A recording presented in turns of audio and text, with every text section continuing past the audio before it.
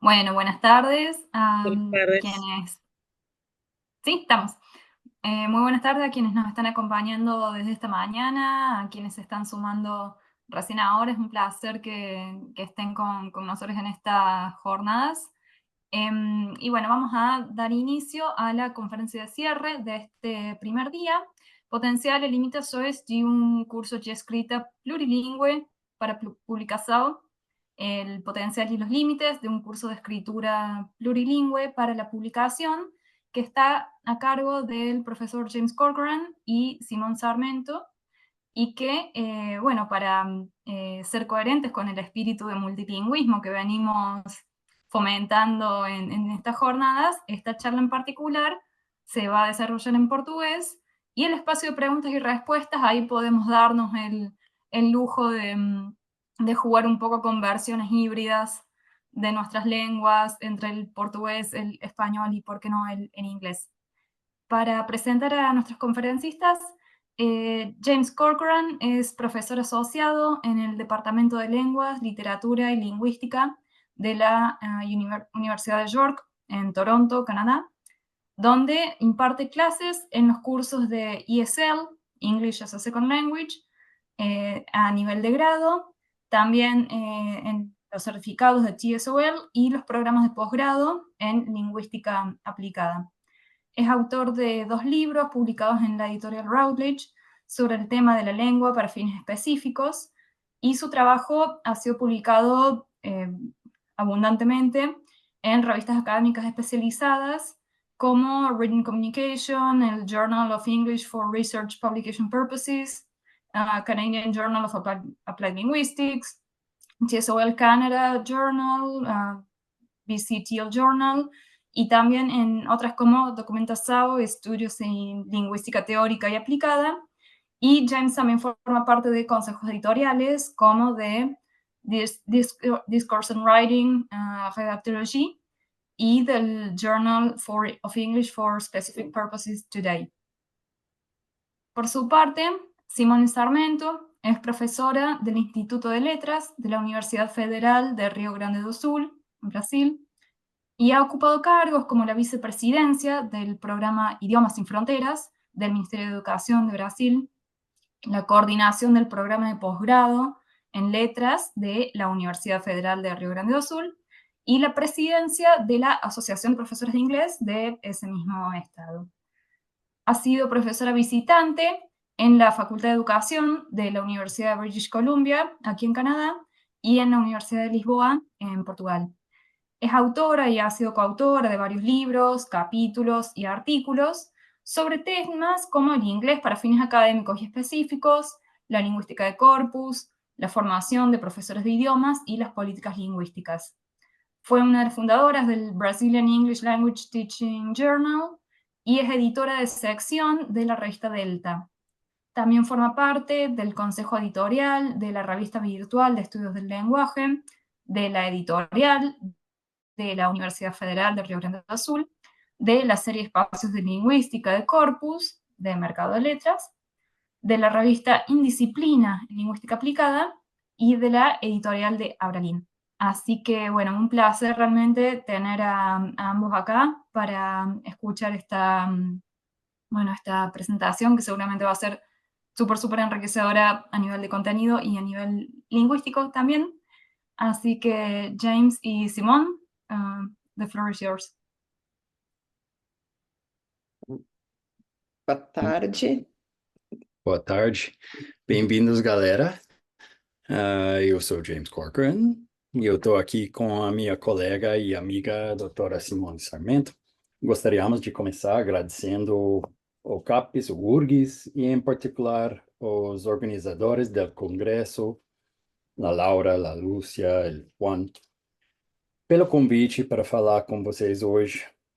Gostei muito das apresentações dos outros pessoas aqui hoje. Bueno, nesta apresentação, trazemos uma orientação conceitual e pedagógica para investigar e apoiar a escrita dos acadêmicos plurilingües, valorizando explicitamente diversas vozes acadêmicas e ontoepistemologias.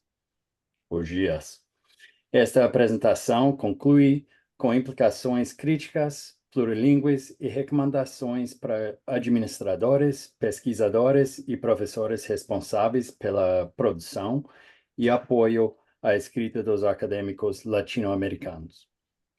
Por favor, seja paciente com o meu português e a apresentação dos slides plurilingües. Apesar de minhas mediocres habilidades de apresentação em português, a gente vai tentar apresentar e responder as perguntas em inglês, ou português, ou espanhol hoje. Bom.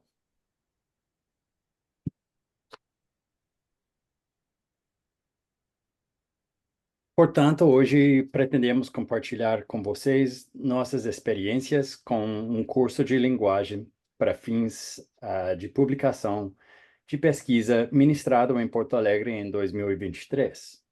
Na verdade, foi em dezembro. Começaremos fornecendo o contexto e a justificativa, uma visão geral do curso, seguida de uma discussão sobre os resultados de uma pesquisa pós-curso e lições que podem ser aplicadas àqueles que buscam apoiar a redação das pesquisas dos acadêmicos emergentes e estabelecidos em instituições latino-americanas de ensino superior.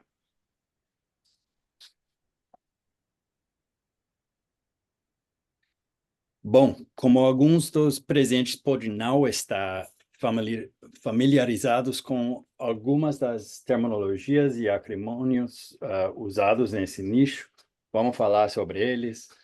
Então, probably you all know these acronyms, but ESP, English for Specific Purposes, EAP, English for Academic Purposes, ERPP, English for Research Publication Purposes, which is what we're talking about today. And one that I would like to make more common is language for research publication purposes, right? Em vez de inglês, language for research publication purposes. E a gente vai falar sobre estudantes novatos, emergentes, economia de conhecimento, produção de conhecimento. I think many people have already touched on these topics today, so there's no need to go in depth there. Redação acadêmica para publicação, that's why we're here, to talk about this. And maybe something new, plurilinguismo crítico as an approach, as a pedagogical approach, and also as a lens to understand scholars' beliefs and practices.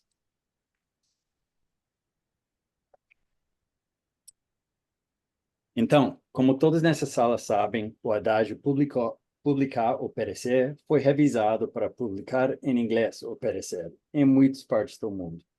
Embora existem diferenças entre disciplinas, às vezes grandes diferenças, é claro, as pressões para publicar em periódicos médios em inglês são extremamente altas na América Latina, onde os estudiosos são incentivados em nível individual, institucional e nacional a divulgar seu trabalho em inglês na nova economia de conhecimento.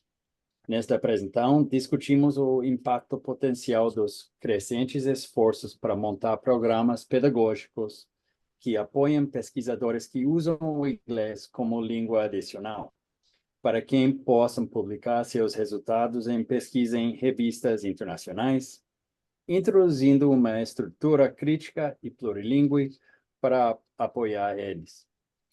Esse trabalho está localizado no subcampo de inglês para fins de publicação de pesquisa, ERPP, um campo emergente focado em entender como indivíduos e instituições estão atendendo a estas crescentes pressões globais para publicar pesquisas em inglês. Então, aqui tem uma lista das tendências globais, which will be nothing new for those in this room. But what does the field tell us? Então, o que sabemos da literatura existente?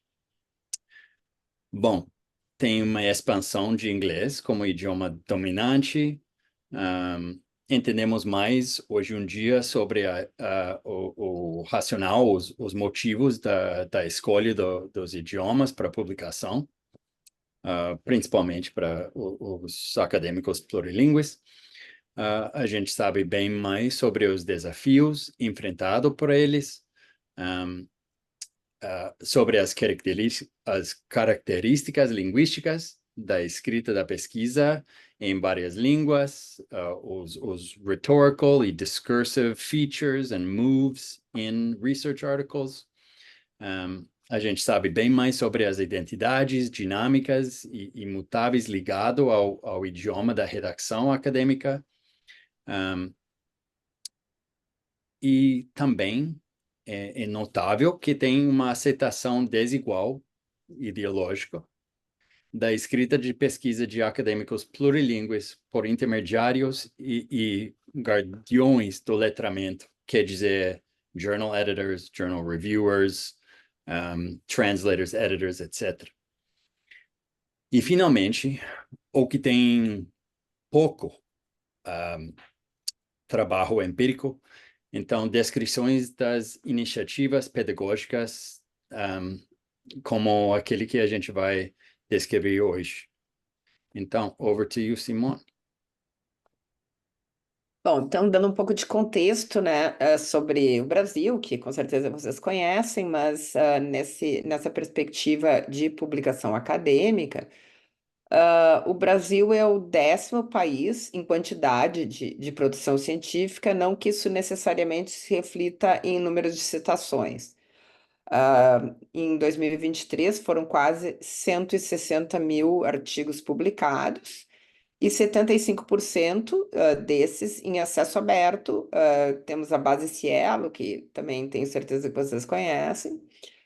As principais universidades aqui no Brasil, as universidades de pesquisa, são públicas, federais ou estaduais. Então, nos tais rankings, geralmente aparecem, em primeiro lugar, as estaduais paulistas, que é USP, Unicamp e Unesp, e a URGS, então, vem logo após. Uma particularidade é que aqui no Brasil não existe uma oferta regular de cursos de escrita acadêmica, nem em inglês e nem em português. Essa carreira de tutor, academic tutor, English for Academic Purposes tutor, ela é inexistente no país, né? Porque a carreira de professor das universidades públicas ela é bastante fechada e ela pressupõe que seja um professor pesquisador. E nas universidades privadas, tem muito menos pesquisa, então quase que não tem a necessidade, né, enfim, desse conhecimento. As principais agências de fomento nacional, CAPES e CNPq, que dividem o conhecimento em 8 grandes áreas, que depois a gente vai se referir a essas grandes áreas de novo, que é ciências exatas e da terra, ciências biológicas, engenharia, ciências da saúde, agrárias, sociais, aplicada, humanas e linguística, letras e artes. Saiu um errinho ali, engenharia é uma área à parte. Aqui já que o James falou há pouco, né, sobre as diferenças entre as áreas, é importante ressaltar aqui que elas são imensas. Isso é uma pesquisa que foi feita com só pesquisadores que recebem uma bolsa de produtividade do CNPq, ou seja, são pelo menos teoricamente os pesquisadores mais destacados das suas áreas. E aqui a barra em amarela são artigos, por exemplo, isso aqui é publicações ao longo de 3 anos. A gente nota que nas ciências da saúde, em média, um pesquisador, ao longo de 3 anos, publica 21 artigos em inglês. Na área da linguística, letras e artes, é menos de um artigo em inglês ao longo de 3 anos. Né? Então, só para exemplificar que realmente as diferenças disciplinares são imensas. Né? Então, a gente vê aqui nas Software Sciences, Applied Social Sciences, Human Sciences and Linguistics, Literature and Arts, tem quantitativamente bem menos publicações, e se a gente for pensar em publicação em inglês, menos ainda. Bom, a URGS, então, Universidade Federal do Rio Grande do Sul, é localizada em Porto Alegre, que esteve bem no seio das enchentes, que com certeza vocês ouviram falar, né? Nós somos muito afetados. É uma universidade bastante grande, cerca de 32 mil estudantes de graduação e 12 mil de pós-graduação aqui, né, de mestrado e doutorado. São cerca de 100 cursos de graduação e 90 de pós-graduação em nível de mestrado e doutorado. Como eu falei antes, é uma das universidades mais bem ranqueadas. Geralmente é a primeira, ou a segunda, ou a terceira federal do país, junto com a do Rio de Janeiro e de Minas Gerais. E o nosso programa de pós-graduação em letras, que foi onde o curso que nós vamos apresentar acontecer, ele é o maior, ele tem a nota máxima da CAPES, né, em programas de pós-graduação, e é, em número de professores e alunos, o maior curso de pós-graduação em letras do país. Então, o James veio para Porto Alegre com uma bolsa de curta duração do CAP Sprint. Esse CAP Sprint foi um edital, então um programa que aconteceu de 2017 a 2024. Ele era primeiramente para durar só 4 anos. Como veio a pandemia, eles estenderam, está terminando agora.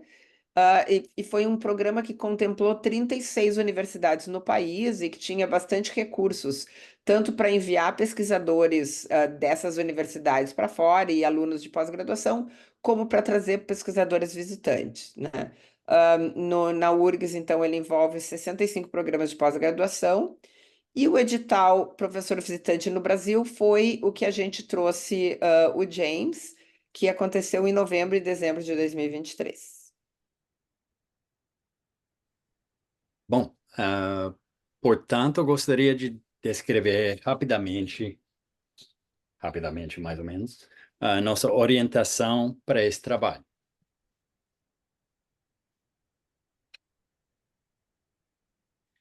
Uma orientação plurilinguismo crítico acolhe variações linguísticas e discursivas e crítica epistemologias normativas ou monolíngues, ontologias e ideologias que podem reificar relações particulares de poder. Tal orientação plurilingüe necessariamente atende a questões de identidade acadêmica, que envolvem hybrid entre aqueles que escrevem pesquisas em uma língua adicional, posicionando esses atores não tão deficientes em inglês, mas sim como usuários pluricompetentes do inglês como língua de comunicação acadêmica. É importante ressaltar que a noção de pluricompetência pode ser estendida a todas as facetas da produção do conhecimento dos estudiosos plurilingües e com línguas vistas como parte do repertório dinâmico de recursos comunicativos deles, desafiando assim discursos de déficit, de incompetência e espaços abertos para uma pluralidade de línguas na produção de conhecimento científico. Então, o que é o plurilinguismo crítico e quais são os seus pilares fundamentais? Bom, o CP é emancipatório, interessado no poder, orientado para a ação, situado e responsivo, né? In contrast to normative or mainstream applied linguistics, which is too often power agnostic in its orientation towards both theory and practice, critical plurilingualism unapologetically operates under the ideological, many would argue self-evident, assumption that power is distributed unequally among individuals and groups, and that language, as part of a broader social semiotic toolkit and in combination with intersectional characteristics, plays a key mediating role in establishing, maintaining, and/or contesting asymmetrical relations of power. Bom, também em uma abordagem de critical plurilingualism, procuramos validar e afirmar as identidades e a agência dos acadêmicos plurilingües, à medida que eles navegam em um campo global assimétrico de produção de conhecimento. E também, we hope that this type of approach creates more collaborative relations of power in the classroom, including significant input on the part of scholars as to what they require and desire from an intervention. Attending to scholars' subjectivities is an essential component of this approach and must be responsive to local conditions, as we will see later on. Então, como que é uma abordagem pedagógica crítica e plurilingüe? So what does it look like in practice? And what are some of the differences between critical and normative? Bom, anteriormente categorizamos nossa abordagem como crítica, porém normativa, e ela foi mencionada como tal na literatura. Nessa categorização bastante simplista, apontamos como nossa abordagem difere do que rotulamos como abordagens pragmáticas ou normativas da pedagogia. Nossa abordagem é, conforme denotado aqui, interessado em poder, interessado em identidade, socialmente orientado e plurilingüe.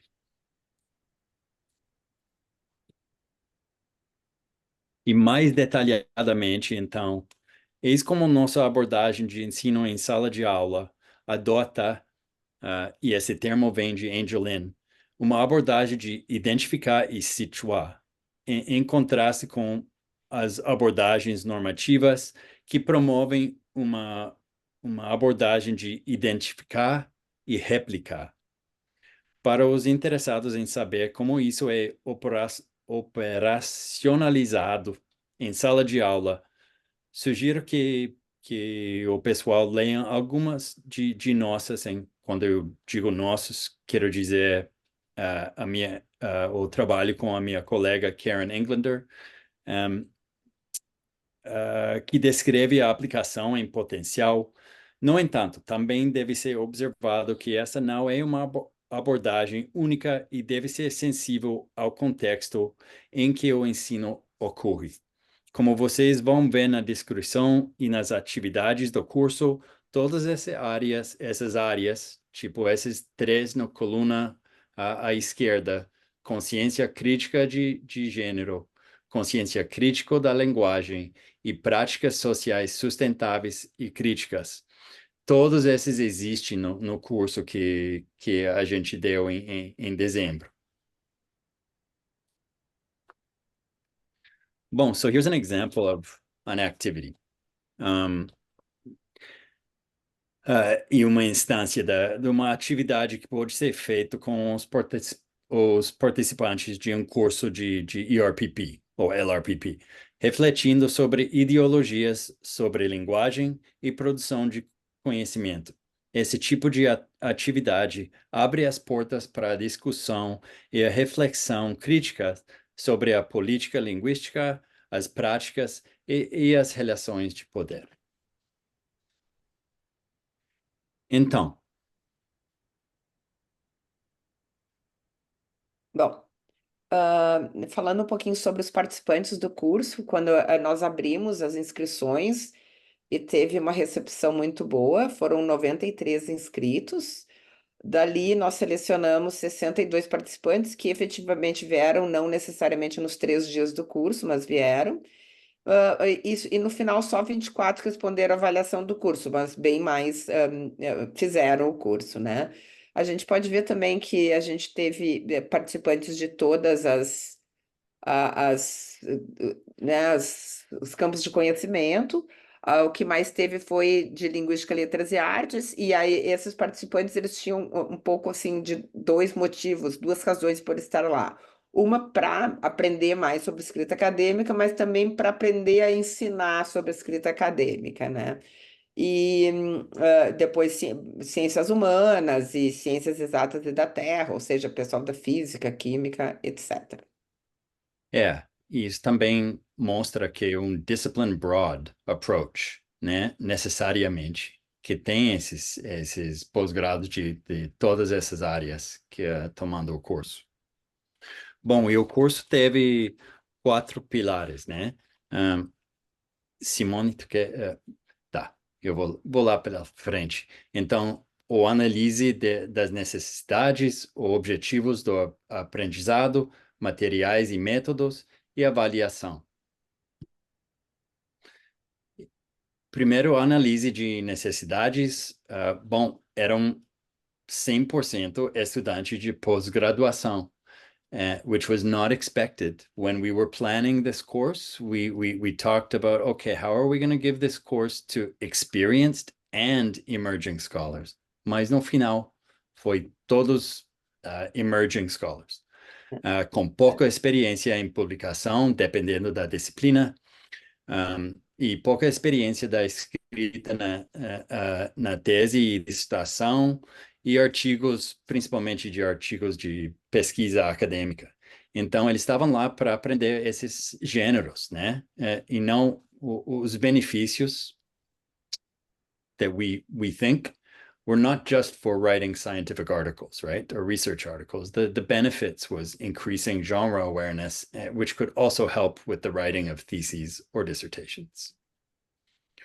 Bom, os objetivos de aprendizagem. A gente queria aumentar a conscientização crítica sobre gêneros textuais, ou conscientização crítica sobre as línguas, sobre a escrita acadêmica para publicação, aumentar a compreensão da escrita para publicação com uma prática social. Então, não é uma coisa mágica que acontece, mas que é uma coisa que a gente tem que interagir com outras pessoas, usar bastante recursos, inclusive recursos humanos, aprender e também aprender estratégias da redação de pesquisa sustentáveis. And we'll show you a little bit later, but that includes using and discussing the potential and limitations of different electronic tools. E também os instrutores promoveram a publicação não só em inglês, mas também em português. E isso foi explícita. Explícita? Explícita. I'll review that term. Bom, materiais e métodos. So we drew our materials from 4 textbooks. Curry and Lillis from 2013, Cargill, forgot to include that there, from 2018, Englander and Corcoran, and Paltridge and Starfield from 2016. And don't worry, all of these references are at the end of this presentation, and these slides will be available to you. Então, e também os métodos foi uma combinação de aulas expositivas, discussões em pequenos grupos, discussões em um grupo só, e tempo para redação individual, não tinha muito. And we'll talk about that as a limitation later. E como eu falei, o conteúdo ministrado em inglês e português. E na área de avaliação, bom, no final, os alunos submeteram um resumo escrito de um artigo no qual os alunos estão trabalharam, né? Mas a avaliação não é só para os alunos, né? Num curso para fins acadêmicos, é avaliação do curso mesmo e do programa mesmo, né? Então, a gente fez um post-course questionnaire para ver como foi o impacto, como foi taken up by students. Só complementando, James, a gente tinha mais ou menos 2 tipos de alunos. Um que queriam credit course e outro que só estavam lá para aprender o conteúdo mesmo, né? E geralmente foi, então, o pessoal que queria os créditos que preencheu o questionário de avaliação. Então, o conteúdo. Então, a gente foi explícito sobre our approach, right? So we went right from the get-go. We told them, look, we're taking a critical and plurilingual approach. This is why you're going to hear us presenting in English and Portuguese. It's why we're promoting publication in English and Portuguese. And we described, sort of laid the groundwork for the what, the why, the how of writing for publication, what's the landscape of publication globally, and what's the specific landscape in Brazil. And this is, one of the major benefits of this collaboration between Simone and myself is the ability to situate this in a local context, instead of how these courses are sometimes applied, which is, hey, let's fly in someone from North America to tell us about writing for publication and publishing. Também, how to identify an appropriate journal. What are some of the major reasons why research articles are rejected, and to speak better to that, and of course we could have had guest speakers from a variety of disciplines, but we chose Leandro from the area of physics, right? And this is, a very popular feature of the course was that we had guest speakers. And in this case, students were able to ask Leandro about, why do articles get rejected? What can we do to achieve our publication goals, et cetera, et cetera. And then at the end of this day, the importance of becoming a discourse analyst, right? Of understanding discursive practices in your discipline, of understanding rhetorical moves that are made. And to that end, and I think I remember Simone did this, is we just took an article that was written and broke it down section by section. And here are some different moves that are made on day 2. So, again, we use different tools to guarantee guarantee maybe not, but to get student engagement.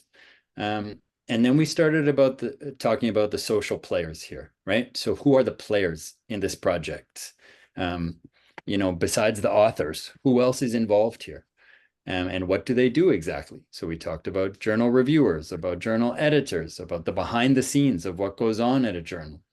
And then we took a genre-based approach, right? A critical genre-based approach, talking about IMRAD as the sort of dominant model, and then breaking it down section by section, while also showing that genres are not stable.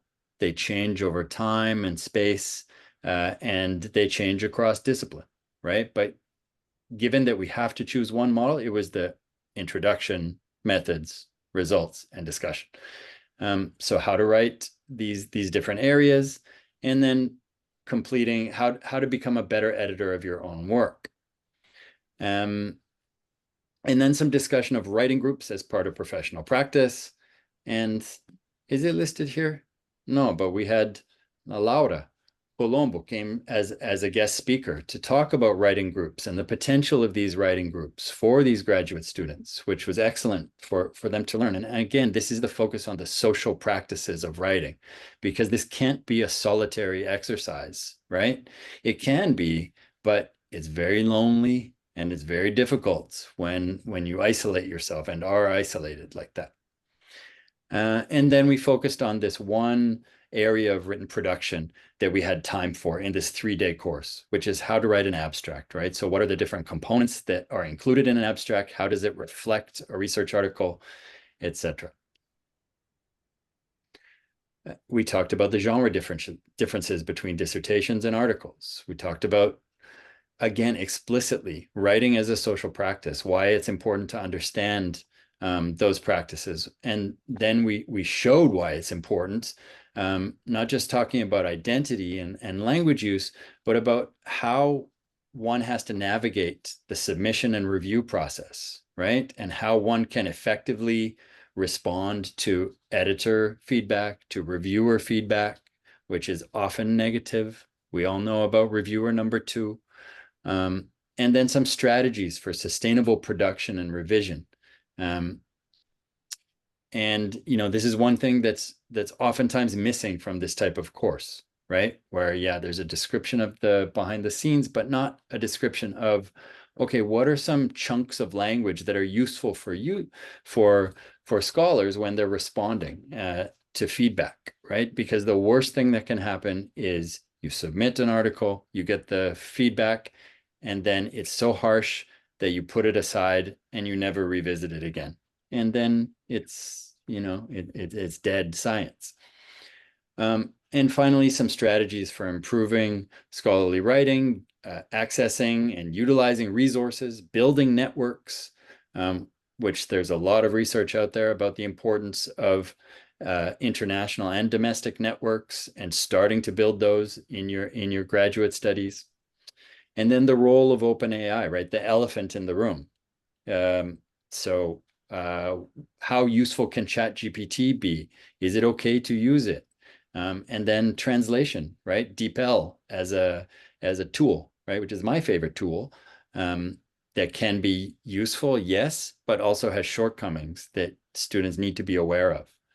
And then we gave away some books at the end.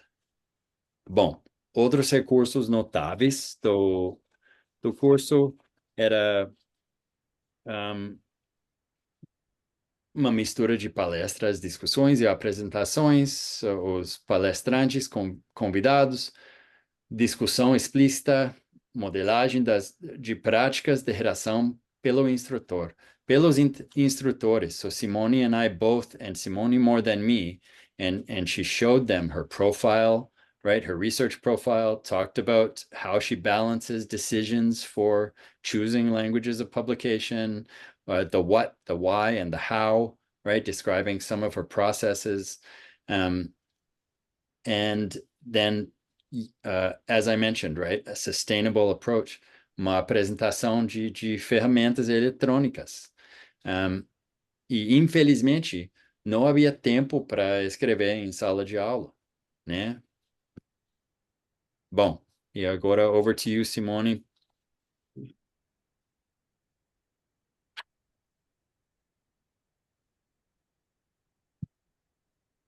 Bom, acho que assim a gente já passou até, né, James? Era a vinculação disciplinar então a maior parte era de linguística, letras e artes, e aí em termos de quem eram os alunos, eu até achava, quando a gente estava preparando o curso, eu e o James, eu tinha para mim que nós não teríamos professores, porque era final de ano, os professores muito ocupados, né?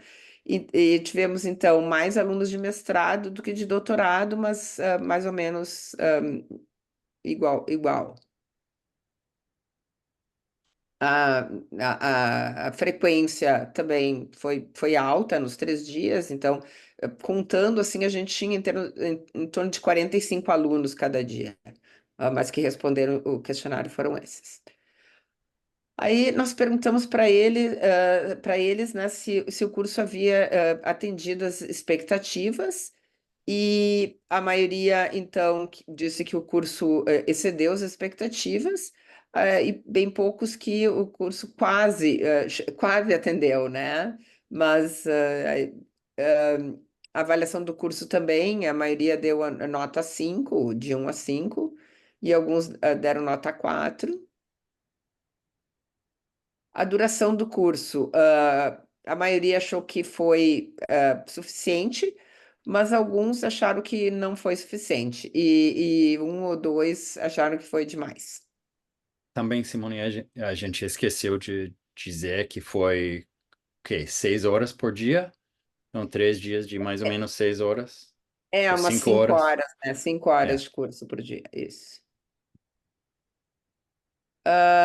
Aí nós perguntamos o impacto na confiança deles, né, na escrita.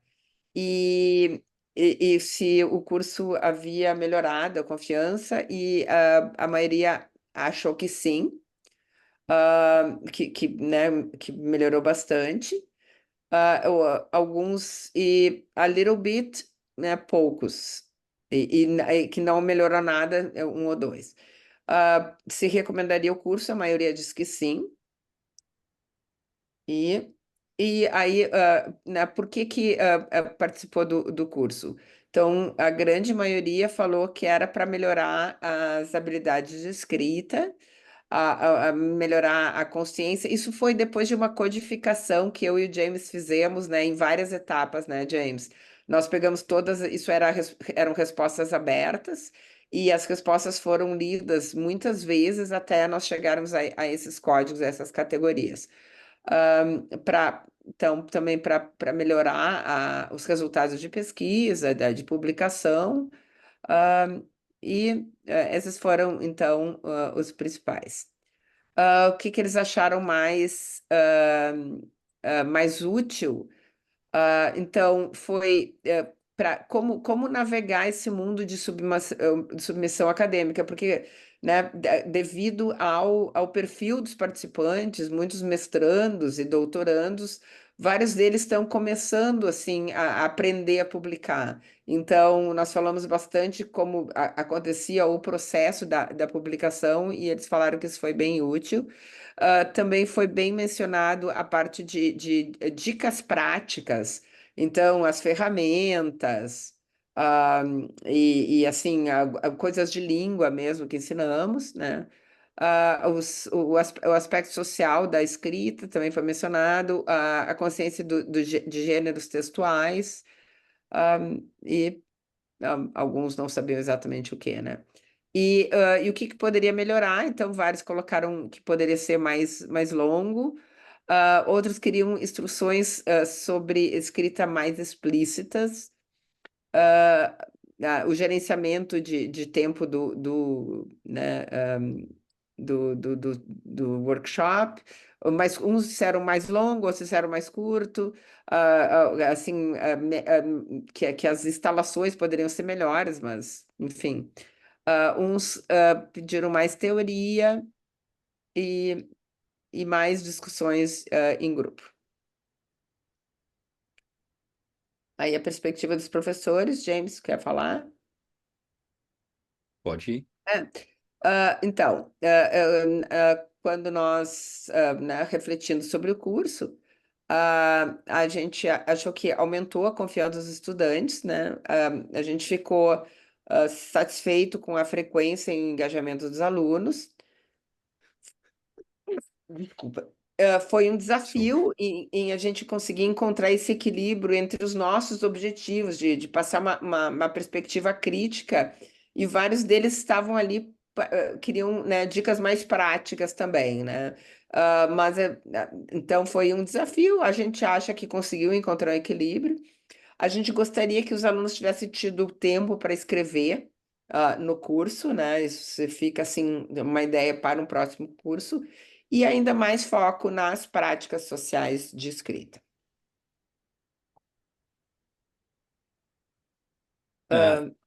Então, eu posso ir. Então, portanto, aqui está um resumo dos resultados, né? E algumas perguntas abertas decorrente de nossas experiências. É importante ressaltar que é impossível entender o impacto de longo prazo dessa intervenção sobre a confiança, as crenças, os resultados desses acadêmicos emergentes. Entretanto, parece que a intervenção foi impactante no curto prazo e poderia servir como modelo para aqueles que desejam adotar essa abordagem em outras universidades de pesquisa intensiva na América Latina. But again, that's an open question, and I'm interested in the audience thoughts on that. Bom, outra coisa esse curso não é quase nunca ideal, né? O curso a gente fez o curriculum design na semana antes do curso, né? Por not because we were disorganized, but because it has to be like that in order to attend to the needs, to do a real needs analysis of students and to attend to their needs in a real way. And my last comment is to take a critical approach. Usually that critical approach, as you can see by the content, it's just working around the edges to achieve that conscientização, né? It's not the main content, right? To create activist scientists, but it's to create that conscientização so that as they go through their careers, they can realize the impact of language, that these choices matter, that they are political choices, that there are these relations of power, and that they have some agency in attending to those. Bom, e como sempre, mais pesquisas são necessárias sobre o impacto percebido e real das intervenções. E em conclusão, foi um curso eficaz por causa da colaboração, né, entre eu e Simone no curriculum design and the course delivery. Mas tem uma questão de disciplina, né? A gente acha que foi um sucesso, né? Adotando um discipline broad approach, mas a literatura diz que o mais discipline specific, o melhor, né? Mas para uma urgência de mestrados e doutorantes, talvez no final do doutorado, e mais importante de ser discipline specific. Mas para os mestrados, talvez melhor discipline broad, because I think there are some advantages to understanding other disciplines as well. Bom, so as we go into question and answers, umas perguntas para vocês, né? Quando devemos oferecer suporte para os alunos? Esse tipo de coisas podem ser oferecidas de forma eficaz em diferentes idiomas, em diferentes formatos, modalidades, e conduzidos por pessoal com diferentes áreas de especialização. Bom, this is a question, but also a statement. Como podemos enxergar a colaboração entre especialistas de linguagem aplicada, there are many of you here today with this applied language expertise, e disciplinary experts, né, from other areas. E como desafiamos a hegemonia de inglês enquanto ainda oferecemos suporte necessário para pesquisadoras que precisam do inglês para atingir seus objetivos e expectativas de publicação, right? The big question. Are we just reifying these unequal relations, or can we find a way to do it in a way as we work around the edges to support plurilingual publication and, increased genre and language awareness? Bom, e a necessidade generalizada requer intervenções, né? And this is a statement again, these interventions are needed, right? But if you reflect on your own institution, where do these happen? How do they happen? Etc. Bom, a gente vai deixar lá, tem bastante references here, e como eu falei, a gente vai compartilhar tudo isso. Bom, perguntas?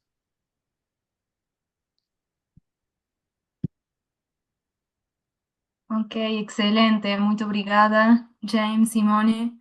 That was really, really great. Bueno, abrimos ahora el espacio de preguntas, respuestas, intercambio. Si en el Zoom tenemos justamente preguntas o comentarios, pueden escribirlas. Lo mismo en la sala. Pablo, ahí si alguien tiene alguna cuestión, si no, yo ya tengo un par de... Bueno, muchas gracias, James y Simón, por la exposición. Yo quería preguntarles, por ahí, Lucy, te pido ayuda con la lengua, y estas, digamos, y las respuestas de los participantes en el curso acerca del interés en el curso, la satisfacción en el curso, está bien. Si encontraron alguna relación entre esa satisfacción del curso y las disciplinas de las que vienen los estudiantes. No sé si se entiende la pregunta, ¿no? Bom, vai, Simone. Não, na verdade, nós não fizemos esse cruzamento, assim, de dados. Mas é Mas é uma necessário, boa sugestão. é a próxima etapa, né? Sim. Ah, ok. Gracias. Y se supone que este curso lo dieron por primera vez, pero es una primera experiencia que se va a repetir. Pois nós estamos separados por uns 5.000, não, mais uns 10.000 10.000 quilômetros. quilômetros. Então precisamos de algum tipo de financiamento, mas a gente espera que sim, né? Bien. E também, Tenemos de- dos preguntas. Perdón. No, go ahead, James. eu só queria dizer que a gente está aberto em colaborar, né? E essa colaboração é parte desse projeto que é Energizing é que tem tanto potencial da colaboração entre, né? E pode ser virtual também. Então, e as modalidades pode ser online contra presencial, pode ser semestral, pode ser intensivo. Por exemplo, eu dei esse curso várias vezes com outros colegas no México e a gente fez, né, de 3 semanas em vez de 3 dias. E com 3 semanas tem tempo para escrever dentro da sala de aula, né? Tem tempo de revisar, tem tempo de dar feedback para os alunos, né? Tem tempo de dividir a aula entre emergentes e experientes, well, emerging and experienced scholars, né? E de desenhar conteúdo bom, o meu português está falhando. To design content that can be in for emerging scholars or for established scholars, right? And there's a big difference. The biggest difference being the disciplinary knowledge, right? As you can see from this course that Simone and I did, a lot of what happened was increasing genre awareness, right? Of, hey, what are the norms in your discipline? How does that compare to somewhere else? You're in the health sciences. Oh, how does that compare to someone in the social sciences or someone in the humanities, right? We had people who did arts-based research in the course on one side of the spectrum. And the other side, in hard sciences, we had some some health scientists that there's no question that everything has to be in English, right? So for them, there's no debate. But I would still argue, having given this course in a STEM classroom many times, that it's useful, even if there is that publication expectation in English, that there's this critical language awareness. Because as some of our presenters today suggested, sometimes if you publish in English, it doesn't always solve local problems or regional problems or get to the audience that you want to get to. So there needs to be these plurilingual publication practices. And the sooner we can introduce those ideas, the better. Bien, precisamente tenemos una pregunta en el chat. Si esta formación puede darse en los últimos años de la formación de grado. Whether you think these kind of courses could also be given to students to undergrads in their last year of undergrad studies. Y si pueden darnos algunas ideas acerca de enseñar en equipo y entre disciplinas. So some reflections on teaching as a team from different disciplines. Bom, eu vou falar um pouquinho, acho que daí depois o James complementa. I believe que sim, que a gente pode começar para undergrads, mas eu acho que tem que ser opcional, né? Porque a gente tem alunos em undergraduate studies que querem ir para um mercado de trabalho não acadêmico, e talvez para eles não tenham interesse na escrita acadêmica. Mas para os alunos que têm o interesse em seguir a carreira acadêmica, pelo menos assim é no Brasil, né? Que seria, eu acho, bastante importante eles já terem esse conhecimento, né, de práticas de pesquisa e publicação antes né, antes até de entrar no mestrado. Acho que ajudaria muito. Quando eu fiz, teria me ajudado, né? E aí a pergunta da Violeta também, ou né, o comentário dela de como funcionou, eu acho que funcionou muito bem. Sempre eu acho que a docência compartilhada ela é muito melhor do que a docência individual. E foi uma experiência muito boa, assim, de juntar o lado do James, do meu lado, assim, né, de brasileiro. Acho que também foi algo que os alunos gostaram bastante. E acho que é isso. Não sei, James, alguma coisa que tu quer complementar? Bom, eu acho, e respondendo da pergunta no chat, ah, é importante ter um visto holístico sobre o scholarly writing, né? Não é só writing. Writing é reading. Writing é writing. Writing é fazer research. Writing é tudo isso faz parte do scholarly writing. Então, de melhorar esse negócio de criar discourse analysts nos alunos, né? De ajudar eles em to break down a text, right? To break down a text in this discipline, break down a text in another discipline, see what the moves are that are made in these different texts, right? This can be extremely useful for students. So taking a holistic vision of this reading and writing, together, you can't separate these things, right? And that should be a fundamental part of the course. Yeah. Sim, acho que sim. E acho que já responde a outra pergunta ali, né? Da Florence. Yeah. Bueno, muchas gracias. Muy obrigado, muito obrigado. Thanks you. Thanks, James y Simón.